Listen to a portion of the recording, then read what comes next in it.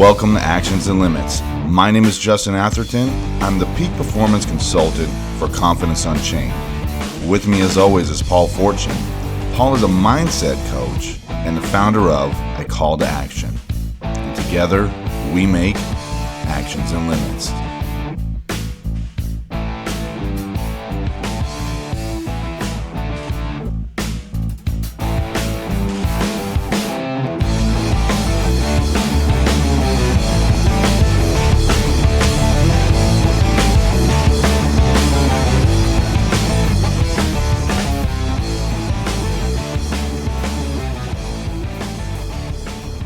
Welcome to the show, the podcast where we talk about the actions we can take and the limits we create.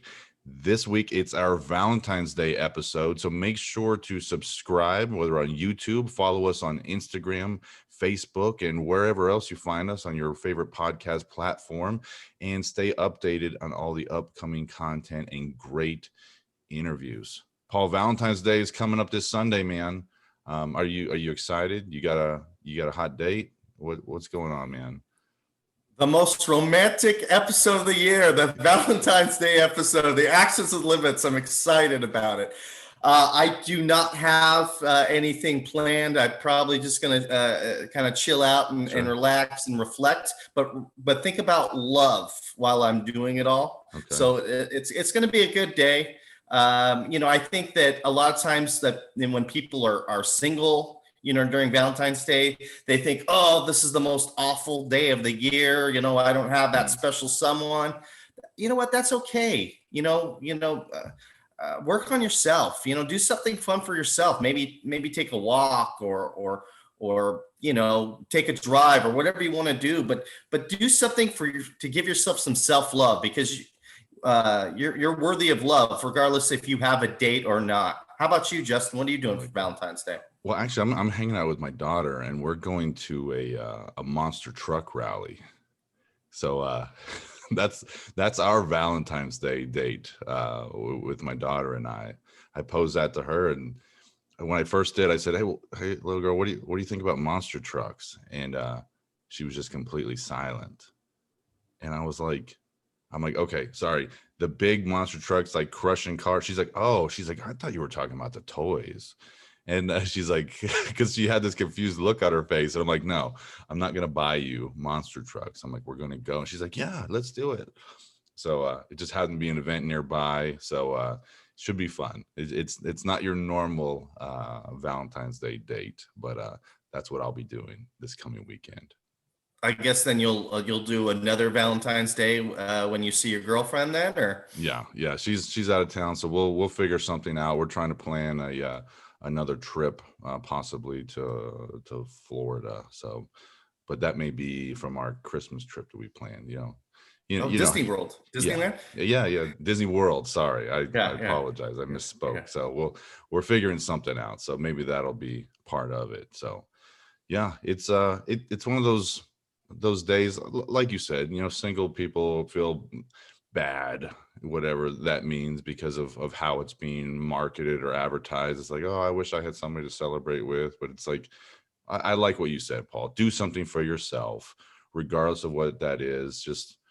It's just another day, really. I mean, yes, if you're in a relationship, there may be some more expectations around that. But if you're not in a relationship, do something else. I get to hang out with my daughter. That she'll be my date, and I'm happy with that. So, but I'm looking forward to bringing out our guest, picking her brain on Valentine's Day, giving us a little bit of insight on maybe things that she expects, some different date ideas, whichever direction we go. But I'm excited to bring her out and talk to her. Let's bring her out. Okay, so Stacey Weiss, she is pursuing a career in real estate, and she worked as a nanny in the music industry for over 10 years. She says she's a hopeless romantic that enjoys long walks on the beach. And when it comes to Valentine's Day, she truly feels like it should be reciprocal. For example, she feels the man should plan the outing, whether it's a lovely candlelit dinner or a chill picnic in the park. But she also believes that the woman should be responsible to add to that. So combining their mutual interests together. So I'm excited to bring out Stacey Weiss and welcome her to the show. Well, Stacey, welcome to the show. We're so glad to have you here on the Actions Limits podcast. I know Paul and I were talking about you before you came on and the things that you're involved with, but thank you for joining us here on our Valentine's Day episode, Stacey. So glad for you to be here. Thank you. I'm happy to be here. So, Paul, why don't you start it off with Stacey? I know you had some questions for her. Yeah, absolutely. So, I know that you're getting into the real estate realm. Can you explain how you got into that? Yeah, so my parents have been in the business for 30 plus years, and with this whole pandemic, I just figured this is a great time for me to get my feet wet a little bit and kind of dive into a new career, my last career, my years, if you will. I'm just excited to kind of spread my wings a little bit with them, and what better mentors than them. Sure. So I've been kind of shadowing my mom and stuff, so it's been great. I guess it's a far cry from being a nanny. I think you were a nanny for some big time celebrities back in the day, weren't you? I was amazing. No Doubt and The Offspring and Social D, the late Chris Cornell, 9 Inch Nails. I worked for their manager for 10 years and it was amazing. I started off as a nanny and built my way up to house manager, and it was awesome. So is that where you're built, like your love for real estate is like seeing all these great houses? I assume you were there on location. You're like, man, I want to be part of this, like being on all these new houses all the time. Absolutely. Yeah, definitely going to Gwen Stefani's wedding was one of them. I'm looking at this house like, where's the end? I mean, it was just like a big maze, it was beautiful. And yeah, going from house to house there. And it was just, the experience was crazy to see those houses. So how did you transition out of that? After I left there, I decided I still want to kind of work with kids. So I taught at the JCC for 3 years and did that. And it was for those who don't know what the JCC is, what is that? So it's the Jewish Community Center here in Long Beach. And I taught pre-K for 3 years, just because I still want to be in the, with working with kids and being in that family environment was awesome, and met so many nice people. And it was great. It was great. I was lead teacher, so it was awesome. That's pretty great. So what? And then did you get in? Go ahead, Paul. And then did you go into? I think then you got into sales. So how did that transition? Well, then my brother, who's kind of big in the lighting industry, he had kind of asked me to come to his side of that career, and I did. He had a really nice connection in Irvine, and I interviewed and got the job, and I did lighting, commercial and residential lighting for 9 years, which was great. Again, met a lot of great people along the way and got to know lighting. So, which is going to, help with the housing. Sure. Because I can kind of talk LED. I can kind of pitch that, if you will, because I did it for so long. So what is your plan moving forward? Like, what are you looking at as far as, having your own business and moving into the real estate space, this new career for you? And what is the biggest thing that you're looking forward to? Honestly, just getting out there and working with the clients, and I have a nice sphere, if you will, of people that I know that are looking for homes already. And so just to work with them and find some of these, my friends' dream homes and just helping them out. And I look forward to it. It's fun for me. So it's not something that I feel like I have to do. It's something that I really, really want to do. And, like I said, just shadowing my mom through this whole pandemic, I made so many just other agents, as friends, and it's just been great. And how important is that too? Like enjoying it, because if you enjoy every day, then it's not work, right? So that's exactly. Pretty exciting for you. Exactly. And that's the thing, is I enjoy it. I wake up and I'm like, okay, what offers do we have today? What we're going on a listing appointment. And then you get to know the sellers too, because you get to know their story and what they're going to do after they move on. And it's nice. They become part of you want to reach out to them and see how they're doing in a year or so. Sure. So it's nice. It's fun. So let's transition a little bit to Valentine's Day, because Valentine's Day is around the corner. True. Tell us a perfect Valentine's date in your eyes. A perfect Valentine's Day date. Or close to. Okay, well, I'm super, even though I'm a little bit cheesy, I'm a hopeless romantic. I am okay with honestly anything. I just want to be surprised. Like, whether it's wake up, we're gonna go have a picnic and then, have some wine in the park all day. Great. Or it could be, go to dinner, or we could cook. I mean, just something like that. It doesn't have to be, extravagant. So something creative. Something creative. Thank you. Yeah. Something creative where it's like, oh, wow. Or I'm big on cards. Like, it's not for me to have anything that's necessarily tangible, like a gift or anything. It's more of, let's go to the beach, let's go to the park, let's go on a bike ride. And then all of a sudden, you have a bag of tricks and it's like, That's awesome. So do you have a date back in the day that you can think of that was like, oh, it blew me away? My boyfriend went above and beyond. You know what? Actually, I do. I remember just being told to be ready to go at a certain time. And I was ready. And a car kind of swooped me up and said, we're going here. And the destination was unknown. And I'm always up for adventure. So I'm like, okay, let's go. And he ended up having me dropped off at the gondola getaway. Okay. So, and then he was waiting there with roses and some champagne, and we got on the gondola, and it was great. It was like, I mean, and that for me is like, it's simple, it's thoughtful, it's creative. I love being on the water. He knew that. And so it was just kind of all tied in. It was great. That's fun. So do you expect the man to plan the date, or do you like being involved in that, or what's your thoughts on that, Stacey?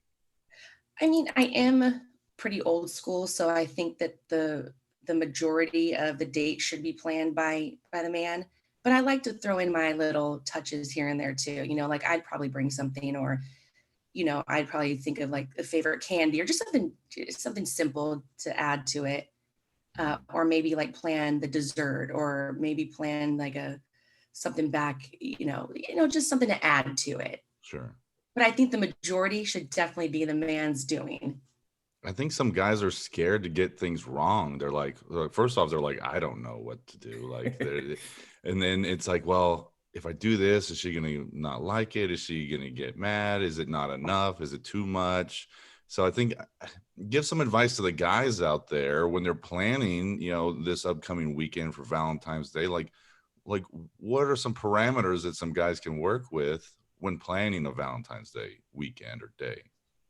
Well, I would just seriously, I honestly, for me, I think it's more of the thoughtfulness of, and the way, guys pay attention to what their woman likes, or, just like little things. Like for me, for example, like junior mints. Okay, show up with junior mints, and you know what I mean? And then I'm already thinking, oh, this is amazing. Sure. But for guys, I don't really think you guys can get it wrong. I don't think that you could be over the top.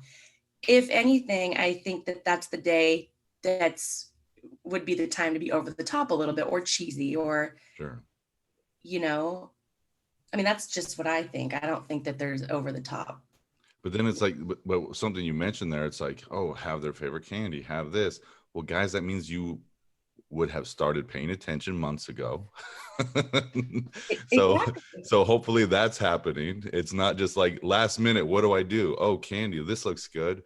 It's like you have to have that thought process in mind, the forethought to go, hey, what are her favorite things? Does she like flowers? What color flowers does she like? What kind of candy? There's so many different variables. I think that's what overloads men when it comes to Valentine's Day. It's like, flowers, what kind of flowers, what color flowers? Oh, look at all the candy. Does she want it, the chocolate? Is she on a diet? Is she gonna like, there's so many things running through a man's head trying to figure out what's going on in a woman's head. There's a little bit of overload there sometimes. There is. But it doesn't even have to be her favorite candy. It could be her favorite food, or it could be something that, you remember that she likes, Chargers tickets. I'm just saying, no, just kidding. You know what I mean? So it doesn't really have to be that, but just something that's just small, something so small that's like, or something that, balloons, if she's a balloon person, if she's, you know, I mean, it's cheesy. You could pretty much, I don't think there's a wrong in what you bring or what you do. I think it's just doing something. Sure. And then the little touches, I think, just add to it. Is there a little overload going on with you right now, Justin? Is that why you're bringing that up? I'm trying to help with the men out there that I know that all of those thoughts, because there are so many variables. So no, there's not a lot of overload going on my side. I joke with my girlfriend that I upgraded to an iPhone for her for Valentine's Day. That was her Valentine's Day gift, because she's been wanting me to do that for years. And I'm like, I finally did it, babe. Happy Valentine's Day. That's amazing. That's amazing. Awesome. Brownie points. Right. So this question could go to actually both of you. What is your definition on a healthy relationship? Communication. First and foremost, absolutely communication. Because, we're not mind readers at the end of the day on either side, male or female. It's like, if you don't communicate with me and tell me your wants, needs, or anything, then I won't know. Stacey, I want you to repeat that. You said, what did you say about mind readers? Well, but we're not mind readers. We don't, we can't, we don't know. I think that's something that does come up a lot. We expect, and like you said, whether it's men or women, people expect, oh, you should know I like this. You should know that this is what I want. And I think that leads to disappointment. So I love what you said, because communication is key to any successful relationship. And you have to communicate your wants, needs, and desires, because if you're not, then they're never going to be fulfilled. And you're going to have this expectation of, well, they should already know what I want or what I need. And then that leads to disappointment, and then it can lead to arguments. So 100% agree with you, Stacey, that it's about communication and telling your partner what you need from them or what you want from them in that moment. So what do you think, Paul?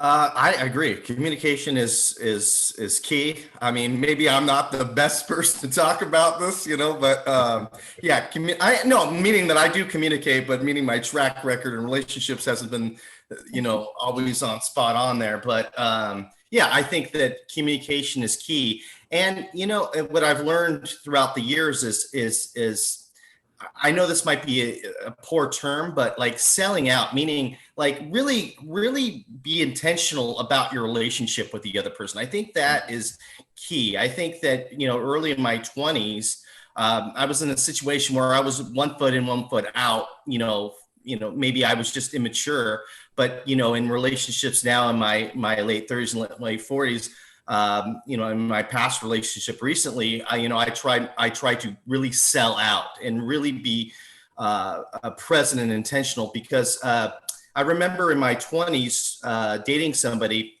and we'd be in situations and they would go, "Oh, is this your wife?" And I would be like, almost like, "What? No, man, this is not my wife."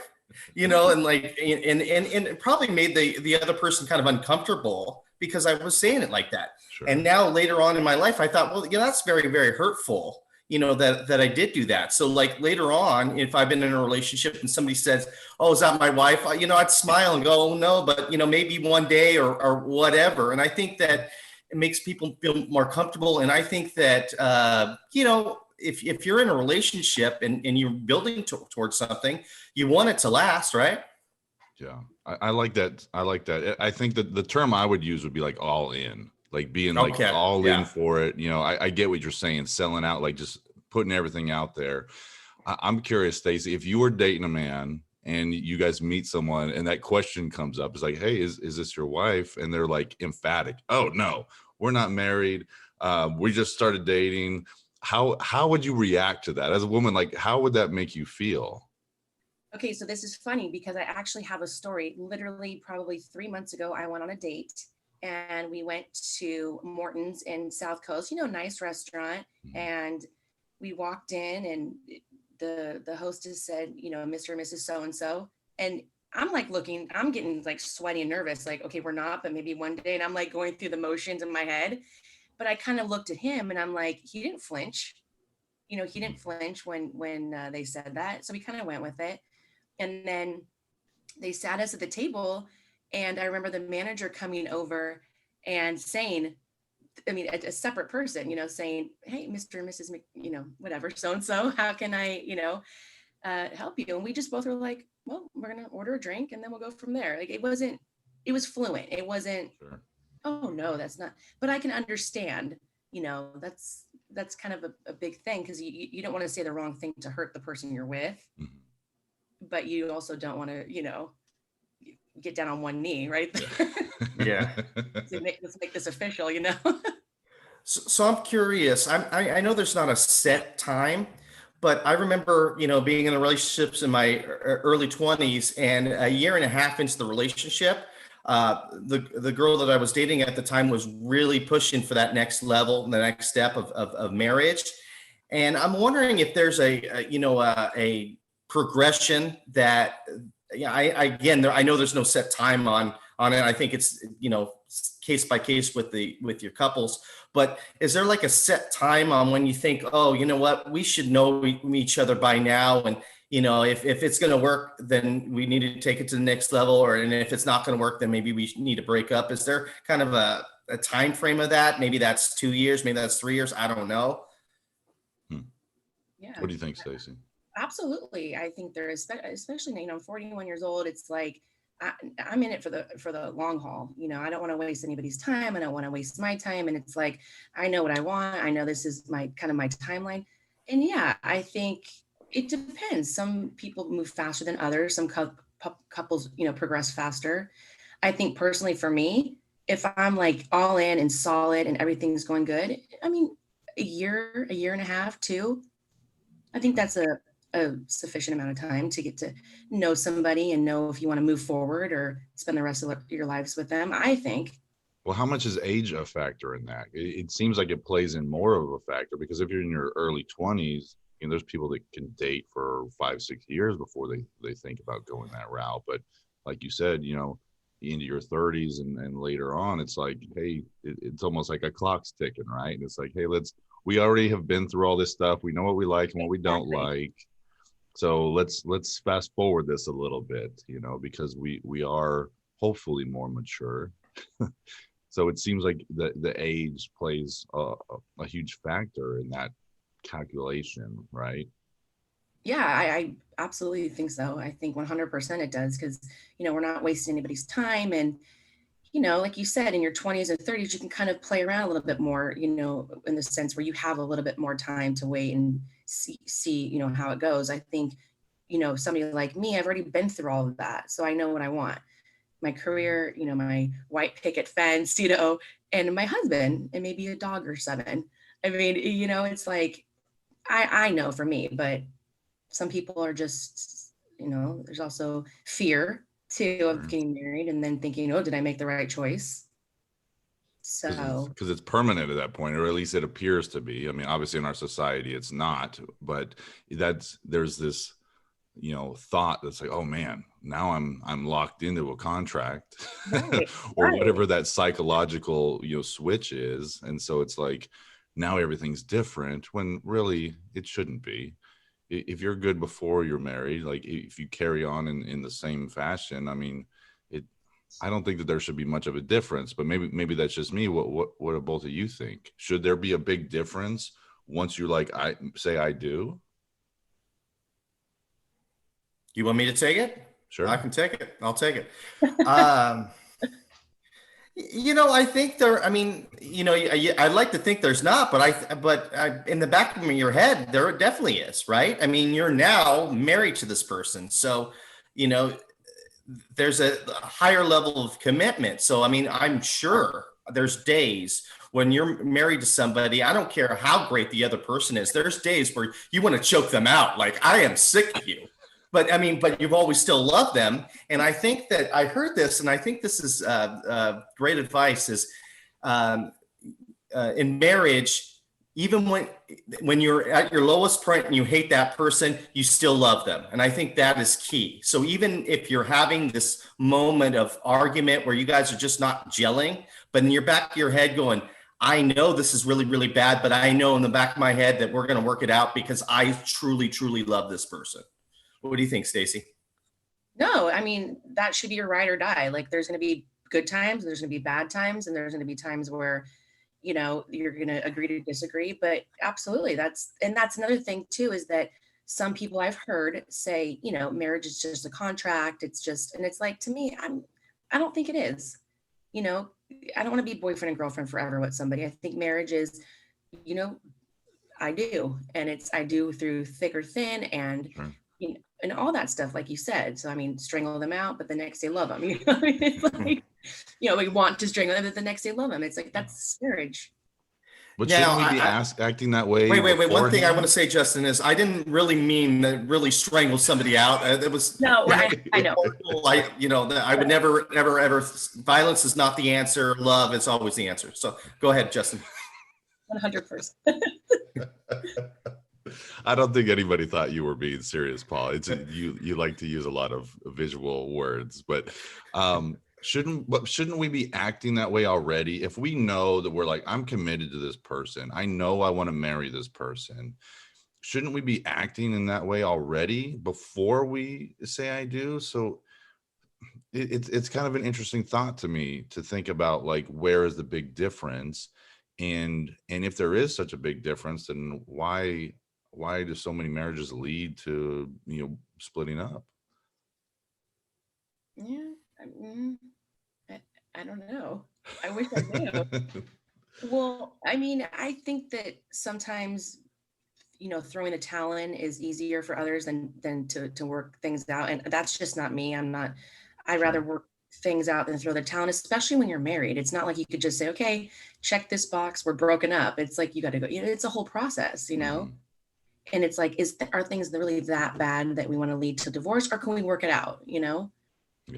I mean, and I would never go into that with the intent on, if this doesn't work out, getting divorced, I want it to last forever, Yeah. So.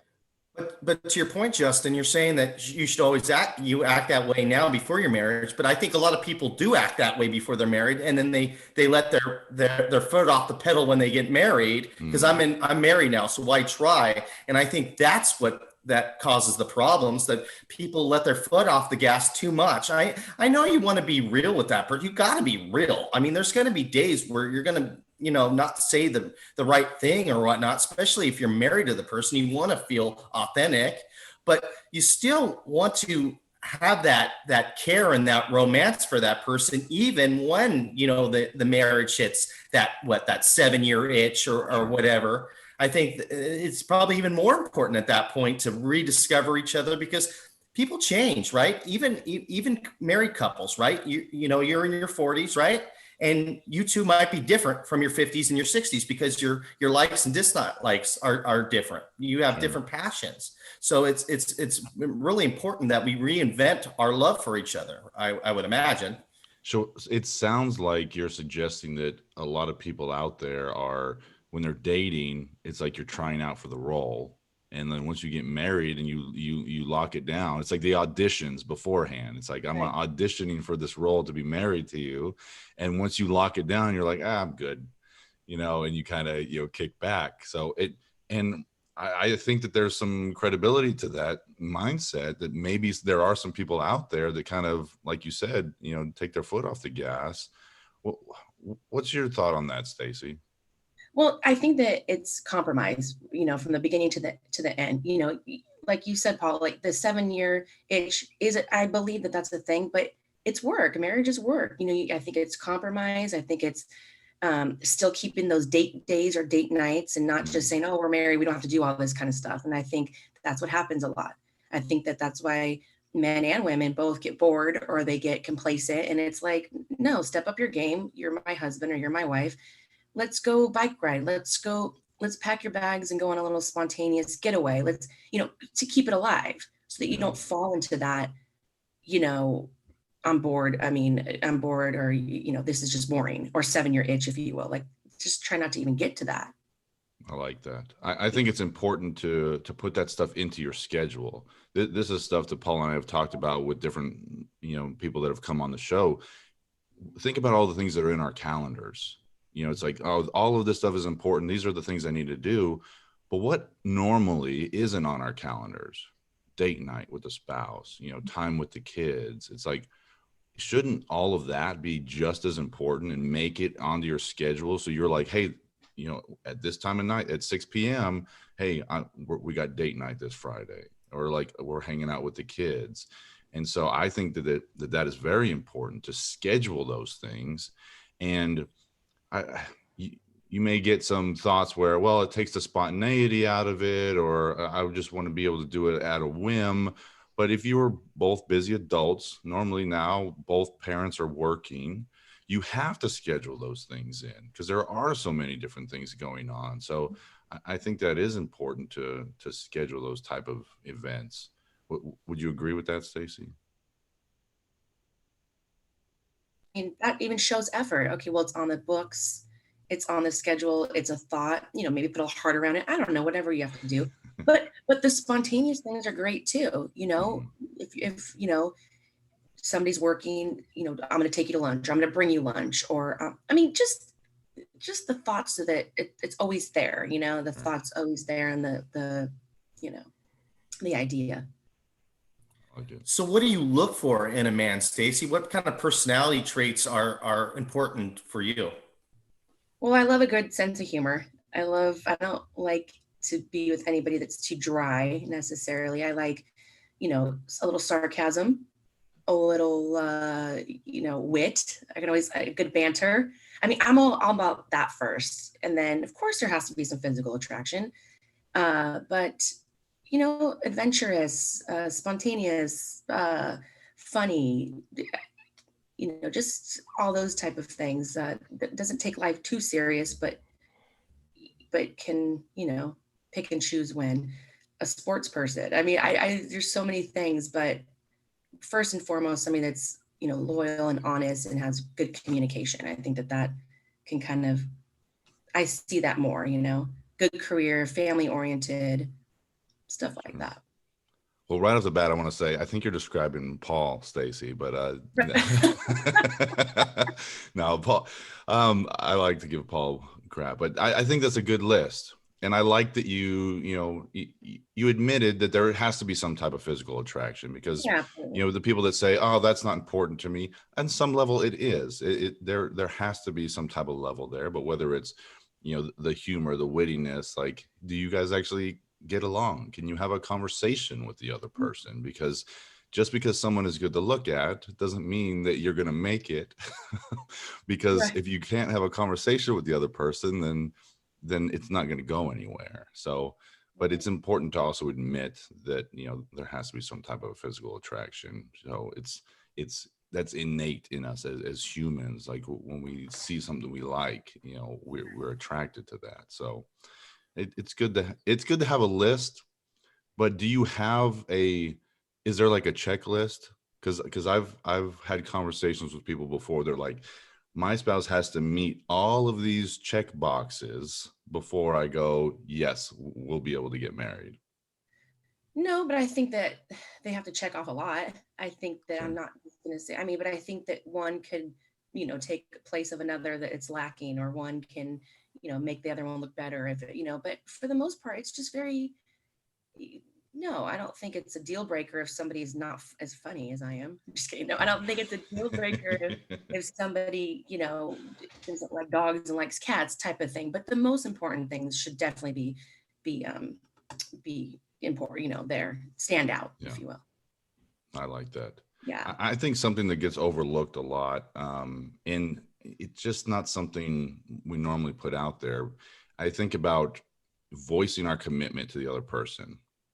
Because other than, when you stand up there and you say your vows and whatever that list of commitments that you're making to each other, we don't do that at any other point unless we're very conscious about it. And I can say, just for my own relationship, like stepping up and saying, like, look, I'm committed to you. I'm committed to this relationship, and voicing this out loud and to the other person, it changes the way I behave. It changes the way the other person, receives my actions and behaviors and perception of me. So I think that is something that's missing. That's not, it's not the norm, but it's very important to put that out there into the world rather than just like knowing it, be like, oh, I'm committed to this person. No, say it out loud and say it to the other person and see how that relationship deepens and see how that changes how you both interact with each other. Right. I agree. 100%. Yeah, absolutely. How often do you do that, Justin? How often do you say that over and over again? Because I obviously, I don't think you can just do it one time. I think you need to do it over and over again, right? Sure. I wouldn't say put a set mark on it. Like every year you have to say, I mean, if you want to do that, maybe on your anniversary or whatever that is, to make it a point to say something. So I'm not sure. I don't know if there's a right answer to that. It's like maybe when you feel like there needs to be a reminder for the relationship and be like, hey, look, I know we're going through some tough times, but I'm committed to this. We're going to work through this process and whatever it's going to take. So maybe when you see it kind of starting to get a little rocky, reaffirm your commitment to the other person. So could be some ideas for our listeners out there. Yeah, like having your partner's back, I think should be very important. Like what you said, listen, I know we're going through a hard time right now, but here I am. I'm not going anywhere. Let's work through it. And what do you need from me? What do you need from me? Or this is what I need from you to just, make sure it's still locked in and we're good. Just something, a little reaffirmation is fine, Yeah. So it goes back to communication, huh? Yeah. I think it always does. Honestly, I think it always does. If I would have told you this, well, maybe then, I wouldn't have to ask this if we're still like good. If I already know, like Justin said, everything, we're good. We're going through a little rocky time right now, but I got you this, we're good. Yeah, I like that. I want to share something that one of our guests shared with us before. Paul, you remember Eric Partaker? Yeah. He talks about this where he said he did it with his kids and his wife. He had his wife rate him. He said, hey, babe, on a scale of 1 to 10, where do I fall as a husband? 10 being like the best husband, you couldn't have anything better, and 1 being just absolute trash, and asking that. And first off, it's like, that's an uncomfortable thing to ask, like for yourself to be able to put that out there. Like I'm asking to be rated as a spouse, right? And that thought process is like, man, what if I get a 1 or a 2? Like what? Like you're thinking the worst things ever, right? Because you're your own worst critic. And he said, well, he thinks his wife was being nice because at the time they were going through a lot of things, and he said that she gave him a 6, and he's like, she was probably being on the friendly side. I was probably more of like a 2 or a 3 at the time. But then after that, after you get that number, you follow it up with like, what can I do to get to being a 10? Like, how can I, fill that gap from the actions and behaviors that I'm, showing right now? What do I need to do to get to a 10? Yeah. So I mean, he asked, I mean, he asked, and she, whether she was giving him a little bit more, but she, he asked, and I like that though. I think that's awesome. Like, what can I do to be better? What can I do to be a 10 or even, an 8, if you will, or, you know what I mean? I like that. That's awesome. It's an interesting thought, right? But it's definitely something that I know would make people uncomfortable putting that out there. So, for me, I don't think I'd be, if somebody rated me, I think I'd be okay with it. But me rating the other person, I think I'd have a hard time with that one.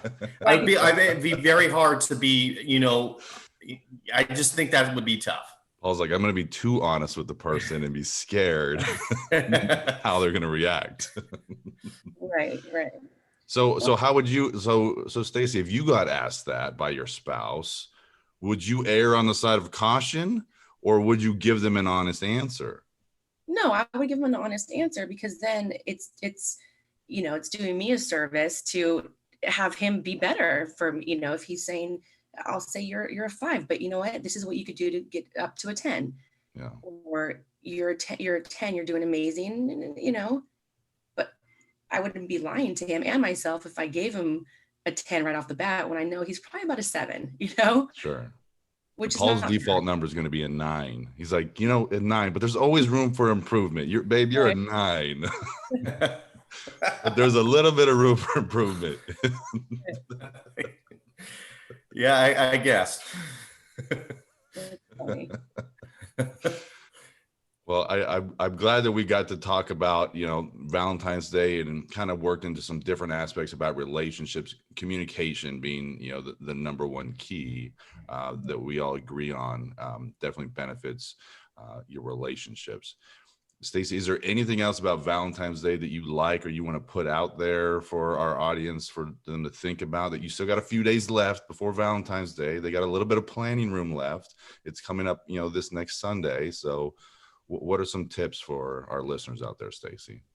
Just keep it simple, keep it creative, put some thought into it, just dive back in the past of what, your partner likes or what she dislikes, and just play off of that and start simple and, maybe throw in a little plot twist or, tell her to pack her bag for the day and take her to Santa Barbara or, something.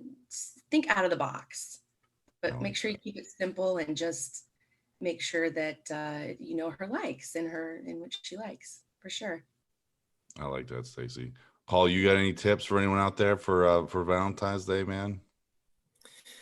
I think the only tip I can give is just be authentic to yourself, whatever that is, and if you really know the person, make it personal for the other person. I think that means a lot more than anything else. I mean, we're in a society where we like to commercialize things and stuff like that. But in the end of the day, if you really, really care about the person, be authentic and do your best. Awesome. I think that's great, guys. Well, Stacey, thank you so much for joining us on this Valentine's Day episode. What is the best way? Because I know you're getting off with your new business. What is the best way for people to reach out to you if they want to contact you to work in that? I know you're out there in California working on real estate. What's the best way for people to reach out to you, Stacey? Email's good. Email's good. My phone number is good too. I answer it all the time. I'm especially now getting into the business a little bit more and being busier. You gotta always kind of have it glued to you. So sure. I'm reachable by phone or by email. And sure. Yeah. All right. Well, we'll go ahead and put all that down in the show notes if you're good with that, so people can reach out to you. But again, thank you so much for coming on the show. We're glad to have you as our Valentine's Day. Do you want to ask her the actions and limits question? It felt like a different, episode. So I wasn't, leaning that way, but we can go ahead and do it. So Stacey, I ask our guests, with the idea of the name of our podcast in mind, the Actions and Limits Podcast, we like to ask our guests these 2 questions, and maybe it can be Valentine's Day related, but we ask, what is one major action that people can take right now to make a huge difference in their life? You mean as a person? Just in general, whether it's business related, personally, what is an action that people need to start taking that can make a difference? Just to be kind and just to be humble and do a good deed. Just be a good human, especially now these times are, kind of hard for a lot of people. And if that's the least we can do, I definitely think that that's something that everybody can do for free and just, put that out there. Do something for somebody, pay it forward, do something like that. Be kind, pay it forward. And the opposite side of that, we have all these self-imposed limits that we place on ourselves, which I'm sure you've seen yourself. What have you seen as the most prevalent limit that we place on ourselves that we need to remove? Being too hard on yourself. I think being too hard on yourself and not giving yourself enough credit where credit's due and overthinking things. And I feel like just don't be so hard on yourself and don't overthink things, because then it turns into, you're too hard on yourself, then it's not good. Exactly. We are our worst critics. So yes, stop being so hard on yourself. I love it. Great advice there, Stacey. So again, thank you so much for coming on the Actions and Limits podcast. Such a great guest for our Valentine's Day episode. So I hope everyone out there enjoyed us bantering back and forth about this. So Stacey, thank you so much for coming on. Thank you guys. Absolutely.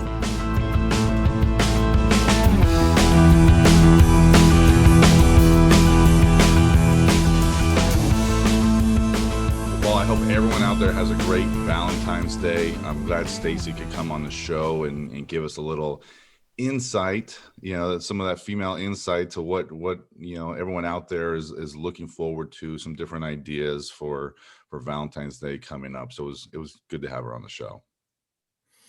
Yeah, absolutely. It's good to have that reminder about Valentine's Day and love and what it's all really about. Communication, apparently. Yeah, I think with any relationship, I don't think it's just with a lover. I think with any relationship, communication is key. Yeah. If you're in a business, if you're in a partnership, I think communication is huge, just as much as anything else. Yeah, and it does seem that it gets a little underrated. I love that she brought up that men and women both are not mind readers, because that is something that gets put out there. I think that somehow that gets woven into a relationship, and people expect certain things when they've never voiced their concerns or desires or their needs and wants. So it's important to communicate that rather than just expecting the other person to act in a certain way or say certain things. So I think you're completely right. The communication plays into any version of a relationship that you're involved in. But another great show. Glad Stacey could come on. We were all wearing red. So for all of you that weren't watching on YouTube, just listening, you can get on our YouTube channel and see us all matching in our different Valentine's Day outfits. So yeah, another great show, Paul. So let's go ahead and wrap it up with another segment, maybe a Valentine's Day segment. You said you had a question, a Valentine's Day segment of Ask Paul Anything. Make sure to continue to send your questions into the show at actionsandlimits@gmail.com, and you may have your question featured on the show. Paul, what was the question that you found this week? This is from Sandy in California, and it reads, Paul, what is your definition of love? I'm already excited to hear your answer to this. And my definition of love is another individual, their mood affects you. So for instance, you have an individual who's sad, and because you love that person, you're sad for them. They're happy, you're happy for them. They're angry, you're angry with them. Their mood affects your mood because you love them. It's an interesting thought, right? Because it's along the lines of empathy or sympathy. But yeah, I get what you're saying. That if it's someone that's close to you and you love them, that you should be right there in that emotional state with them. So that's an interesting approach. You're making me think on that one, Paul. So, well, great question. Thank you guys for sending in your questions. And it was a great show, Paul. I'm glad that Stacey was on here. We'll put her information down in the show notes so anyone can get a hold of her as she starts her new business and grows that as she moves along. So another great week, Paul. Happy Valentine's Day, everybody. Happy Valentine's Day for Justin Atherton. This is Paul Fortune. We'll see you next week. All right. See you next Monday.